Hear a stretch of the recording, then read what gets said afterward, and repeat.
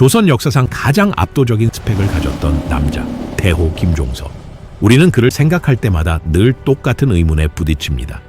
아니, 군대도 다 자기 밑에 있었는데 왜 그렇게 허무하게 죽었어? 맞습니다. 김종서가 손가락 하나만 까딱했어도 수양대군의 집은 가루가 되었을 겁니다. 그런데 여러분, 여기서 한 가지 결정적인 팩트를 짚고 넘어가야 합니다. 그를 죽인 건 수양대군 한 사람이 아니었습니다. 당시 조선을 쥐락펴락하던 상위 1% 첼리트 권력자가 대체 왜, 어째서 동네 양아치와 깡패들에게 뼈도 못 추리고 도륙당했을까요?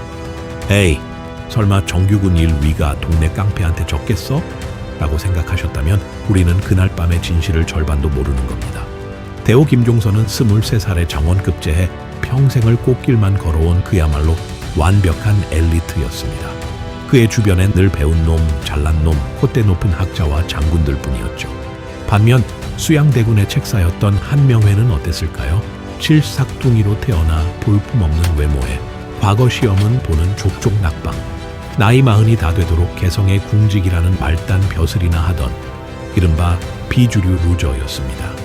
김종서 같은 첼리트들 눈에 한명회와 그 주변에 꼬이는 인간들은 그저 구제불능의 찌질이로 보였을 겁니다. 하지만 김종서는 몰랐습니다.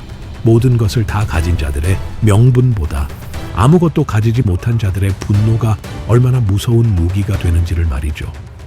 김종서와 안평대군이 화려한 궁궐에서 도덕을 논하고 시를 지으며 놀고 있을 때 한명회는 막대한 자금을 들고 가장 어둡고 냄새나는 곳 기생집과 뒷골목으로 들어갔습니다.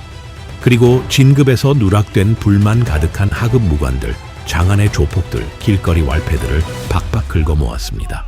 밑바닥 왈패들은 수양대군을 왕으로 만들겠다는 야망 아래 토끼 품은 핏빛 암살단으로 변해갔습니다. 하지만 김종서는 그저 코웃음을 쳤죠.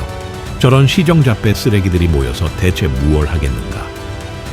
이것이 바로 자신과 같은 엘리트만이 역사를 바꿀 수 있다고 믿었던 가진 자의 치명적인 오만함이었습니다. 하지만 역사의 판을 뒤엎은 건 언제나 진흙탕 속에서 피냄새를 맡은 굶주린 늑대들이었습니다. 완벽한 도덕과 시스템을 맹신했던 조선의 1위 권력자가 도대체 왜 가장 무시했던 길거리 양아치들에게 그토록 허무하게 목이 날아가야만 했을까요?